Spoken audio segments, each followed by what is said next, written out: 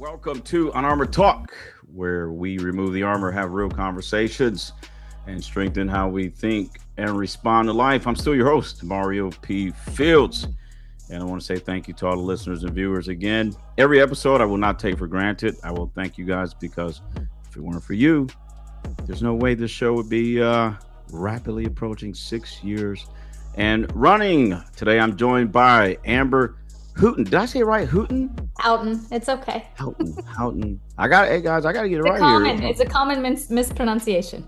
That's why I want to get it. I want to be accurate. Houghton.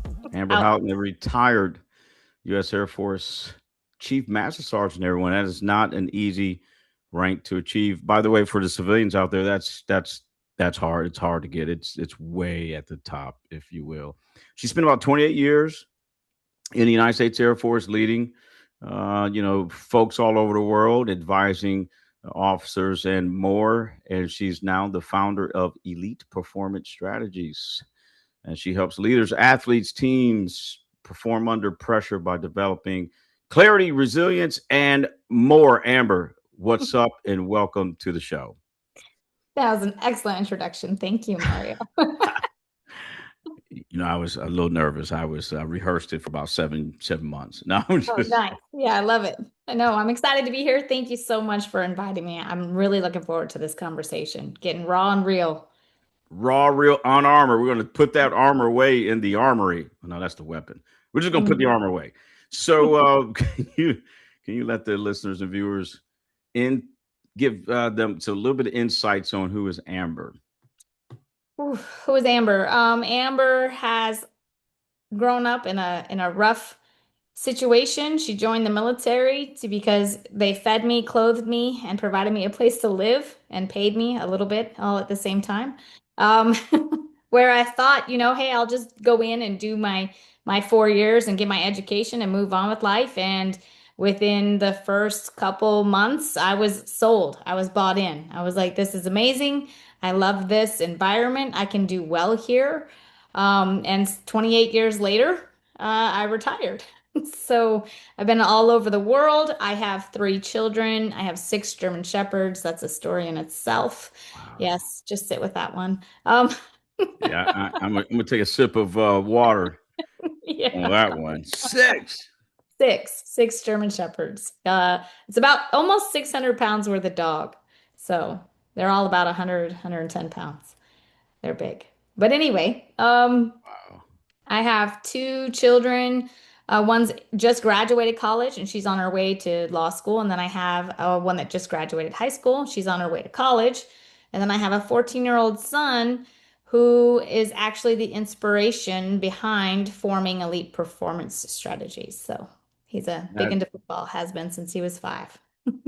That is so cool. You got, like a mutual fund of professionalism. You got one potential attorney, lawyer, Esquire until she passed the bar. Got the other one about to go to that collegiate level. And you got the entrepreneur, visionary, Well, he's a football player. That's what he is. If you ask him what he is, it's nothing but football. I don't go to school. I play football. Then when he's like 40, he's like, I tell you, Forbes magazine, it was great to be featured. I don't doubt this at all. I wouldn't put it past him. That is wonderful. I know you stay, but people will say, "Oh, you're busy." It sounds like you're busy, but my belief is, you're in your passion. You must have a love for puppies, if you will. I have 2 Maltese. I'm sorry, they died. I have two Labradoodles, but 6 German Shepherds. 3 and teenagers too. By the way, young adults and teenagers. My kids in their 30s now, but that is a very challenging phase unless things have changed. No, it is still the exact same. And it's funny because I was in England on a TDY once and I found this old book from like the late 1800s. And I picked it up and I started thumbing through it. And at the time, my daughters were going through the stuff, and I was like, hey, how funny is this, that this entire book is about what we as humans go through on our journey, just very similar things, especially because it was for young women. But I was just laughing and cackling. I came back and I'm like, listen, I'm not trying to make you feel like you're not special or anything. I said, but women have been enduring this for years. Here's a book. This is nothing new, ladies. Nothing new. You're like, Nothing new. sit on mom's lap. In 1866, Yes, we're going to talk about Jane, what Jane was going through. yeah, right. And then Crystal came next. Yep. That was What- good. They were like, I don't want that book, Mom. It's haunted. I'm like, all right, that's fair. Mom, you get that from the Goodwill? That Yeah. Yeah. thing's got some ghost on it. Mhm. Yep. Well, I'm having fun with you already, Amber. I could talk to you all day, but you guys know the deal. The show is once it starts, it's almost over. All But right. let's get right into it. You've committed your life essentially to helping people, serving your nation, serving the Air Force in the honorable way, being the best mother you could be and wife. I mean, you name it, the whole thing. Uh, but what about you? Mhm. How is it that you've helped so many people, but what about you? So that was forced upon me by the universe or God, that realization. And it happened shortly after I retired, after 28 years, and between 3 and 6 months, every single identity I had built around helping other people, from being a wife to a mother to a leader, a chief, an airman, all of that was gone in Mm, about 3 to 6 months. It changed drastically, and it it was the realization that I had become addicted to the feeling of people recognizing that I was the strong one, that I could do everything for everyone all the time and never fail. And so that was like my drug, to be honest with you. And so when the environment changed and those relationships changed, the identity had to change too. And I wasn't willing to let that happen. And it just, I mean, the collapse of that framework left me on the bathroom floor, mm, just broken. Who am I if I'm not these people? If I'm not these things, if I'm not a mom, if that I envision myself to be, that I want to be, right? Who am I if I'm not a leader anymore? Who am I if I'm not a wife? Like, who the hell am I underneath all that stuff? And in order to get there, I had to start taking pieces of my armor off that were welded hard on. mm. I mean, hard. And, And and so, and I, listening to you, I never had a guest that articulated the complexities of your case, where it's not just you're leaving the service and that identity is starting to be questioned or challenged, but also your kids are no longer children. So now you have more time, and now you're realizing they are on their own accord, and mhm. they're not needing mom as much. So that was exacerbated by the divorce, right? So and this, I don't like it. I don't, I'm not condoning it, but it seems like in every split there seems to be some angst on who takes the blame. Mhm. There always seems like there's a little bit of blaming. And that was me. I took the brunt of that. And so and I took it. I took it because I had convinced myself that I was strong enough to handle it. You're angry with me. You want to blame me. I'll own my part in this. I did what is, I believe, the right thing to do, but I took all the blame. Mm, So I was very particular about ensuring that the experience didn't ruin how they saw their father, if that makes sense. right. So I mean, I took it all. And that was an immense amount of pain that I absorbed. But again, here I am. I'm so strong. I can do this. And so when everything came to head and I realized that, who am I underneath all of this? I'm not even sure I know who the hell I am underneath all this. Mm, And just starting to pull away the armor and say, okay, don't get me wrong, it served its purpose. Armor serves its purpose, right? It protects you, it keeps you safe. But it also alienates if you're not careful and you don't know when to take it off. It shouldn't be a permanent fixture in your life. You should be able to take it off and say, hey, this is who I am underneath all of this. Again, depending upon the situation and the environment and where you're at. yeah, and for your ability to recognize that you didn't realize it was like dopamine. It was like an addiction. And just listen to you, I started self reflect. Like I didn't realize your ability to be needed in a way to help people Hmm. as a helper became an addiction, a dopamine addiction. And then when it all went away, that emotion, that dopamine, that spark went away. And to find yourself on the bathroom floor, to recognize that you're being rigid. You know there's some things that got to be removed. I don't want to let them go. And then you got the complexities of the divorce to ensure no matter what emotions or what perspective you have about, about your husband at the time, to make sure you do your best to protect his character and reputation. At what point did you go, okay, who is Amber? And what was like the thought process when you start to really look in the mirror to accurately try to figure out who are you? So I wasn't done chasing though, right yet. I wasn't done. I That knew the the I'm just being dopamine. honest, right? I knew that that was there, but I Yeah. hadn't fully brought it into the light. And so I started chasing other avenues where I could help. And I mean, and it was a broad range, but primarily, I mean, if it was, I live by see a need, fill a need. So if I see somebody that needs some help, I will help. But it becomes when I become the crutch for that person, then we've Mm. gone too far. And so it took some really um intense situations for me to finally get to that aha moment and say, listen, like I need to be able to have boundaries. I need to know who I am. I need to have boundaries and I can enforce them with kindness. I don't have to be a jerk about it. But I'm not taking care of myself and I'm running myself ragged in the name and behind the noble effort of servant leadership.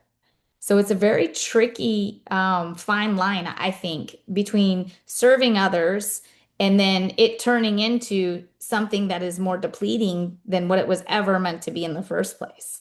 So it was Yeah.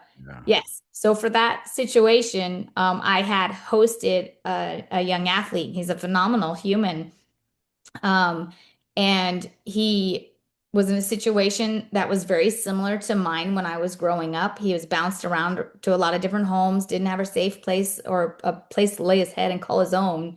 And he hit all my triggers. He hit them Wow. all.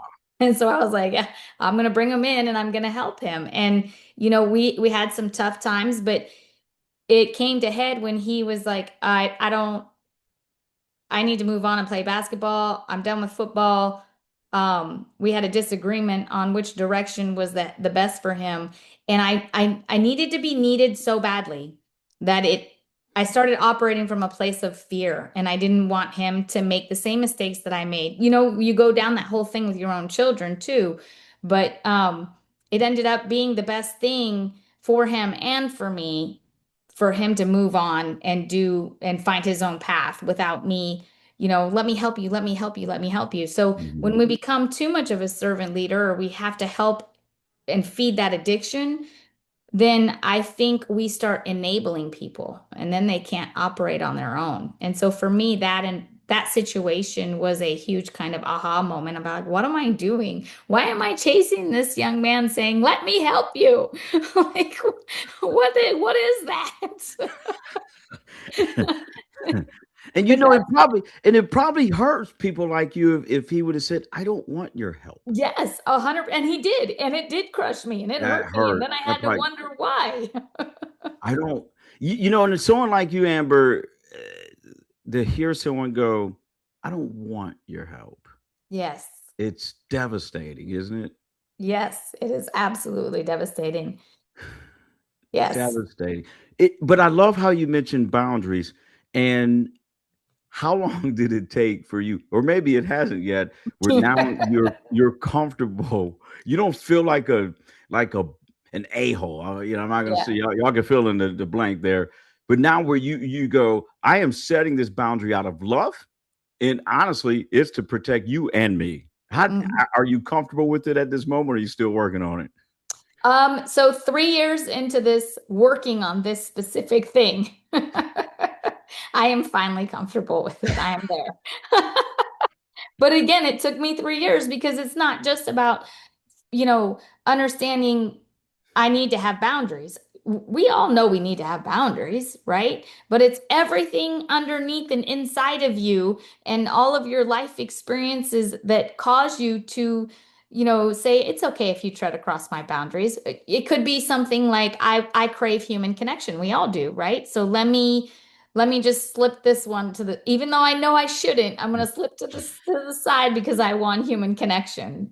So I mean, again, totally um based off of your human journey and your experience. But yeah, I mean, people, we do this a lot. And I'm not saying that they're hard and fast and I don't compromise, but I'm making sure that when I'm compromising, it is a place that I'm operating from a place of love and I'm not operating from a place of fear or scarcity. Because when I'm operating from a place of fear or scarcity is usually when I get myself into trouble. And being aware of that too. Every listeners and viewers, understanding what space metaphorically are you, what's your mental state, and to be able to do a self check to go, is this out of love, or is this am I projecting? Is Mhm. this my own fear of whatever, whatever that may be? You guys heard it. I mean, for folks who are just genuinely wired to help your helpers to set those boundaries. I mean, you guys heard Amber, it took 3 years, and that's okay to get comfortable and to understand not everybody wants your help. That's a tough one. Not everybody. So how did you have you developed any new ways to figure out if they even want your help or not before you even do all of that? So really, I have gone with just the honest route. Would you like my thoughts on this? Would you like my how can I best serve you? Do you want me to listen? Do you want me to advise? Mhm. Like what do you want? And what is crazy about that is when I ask that question, a lot of people stop. It stops them in their tracks. How can I best serve you? And they're like, I don't know. Just do whatever you do. And I'm like, no. You're like, I tried that. Yeah, I need you to tell me, what you need. But when you think that right there, or what you want, like that right there will stop people in their tracks. And that's kind of the first indication where I'm like, we need there's some work here to be done. Like you have to be able to articulate that none of us are mind readers. We're really good at reading emotions, like our EQ might be really high, but I'm not a mind reader. I don't know what it is you need in that moment to help you through whatever it is you're going through. So being able to answer that question tells me that you've done some really deep work and you know yourself. And that's where all of this starts is doing an honest self inventory and knowing who you are, why you operate the way you operate, and how that came to be. And that's a lot. That's a lot of hard work. It's like excavating yourself. With a shovel and a hammer. But Oh yeah. and you said a powerful statement. And my closest friend, he's like my brother from another mother and father, but we're like brothers. And Dr. Jerry, he's gonna be mad, but I don't care. Dr. Jerry Washington has this amazing framework on Substack, and it's called "What Do You Mean?" What do you mean? And like you said, Amber, if you if you're trying to help someone and you go, well, what do you need? What do you mean? And oftentimes they don't even know Mhm. what they mean or what they need. But taking that step to reduce the friction, to reduce the you want to help, this person doesn't really want your help. They don't even know what kind of help they want, and to really save both parties. If you were standing next to yourself when you were 18 years old, looking back, what one piece of advice would you give yourself today? It would have to be do not abandon yourself.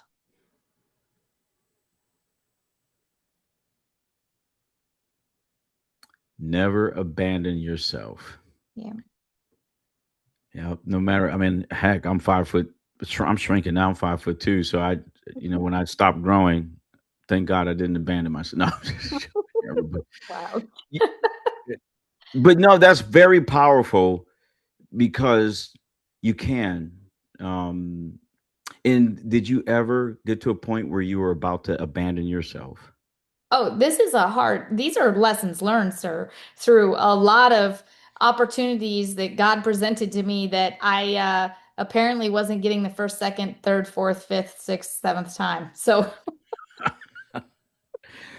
You you there know were how they absolutely several times where I abandoned myself, where you, I struck myself. Absolutely. Well, you know that's how the good Lord works. All right, you're gonna give you a Yes. couple, then you're gonna Yep. spiritually beat the crap out of you. Oh, you're not getting it? Here's the lesson again. Yeah, and I want to put some pain on you because I love you. Yes, yep, yep. But here it is again. We're gonna do this as many times as you need until the light clicks on and you figure this one out. And So look at buckle up. look at you today, Amber. If anyone wanted to find you on social media, what's the best way they could find you? I'm on Facebook. A lot of my content's on Facebook, and it's Amber Lee Houghton. It's Leigh Houghton. So you can find me on Facebook. I'm on LinkedIn also. Same thing, Amber Houghton. Um, the easiest way is if you want to have a conversation, Amber at amberhoughton.com. It's really easy. That I is try cool, to keep Amber. it as simple. It's No, no, that's simple. you guys, and it'll be in the show notes for Amber Houghton, where you guys, if you want to connect on multiple social media platforms. This has been amazing. I'm not gonna, I'm not gonna keep you too much longer. I could interview you for hours, but I am so happy that you were able to share with the audience, how again you realize that there are some identity things you're holding on to, setting those boundaries. The complexities of getting out. Who are you looking in the mirror? And using your network as well. One last thing: how powerful was your network to help you navigate all of this? So, if I would have used it, it would have been great. But again, I like to do things the hard way, apparently. So I didn't. I withdrew. And Mhm, I lost a lot of people that I love because I withdrew. And mhm, so my biggest thing, and I will say it till I'm blue on the face and I have no oxygen, is you are never alone. Do mm. not put yourself on isolation island. Reach out to the people that love you. They want to be there for you. Powerful, Amber. Thank you so much for coming on the show. Oh, thank you. Thank you for Everybody, sharing. you guys, you got, go ahead, Amber. What were you saying? I said thank you for sharing story. Yeah, I love it. No, you're awesome. Well, everyone, you guys heard Amber Houghton, just amazing. Follow her on social media. If you don't, how dare you? I'll make you do a half a push up. I mean, we're retired.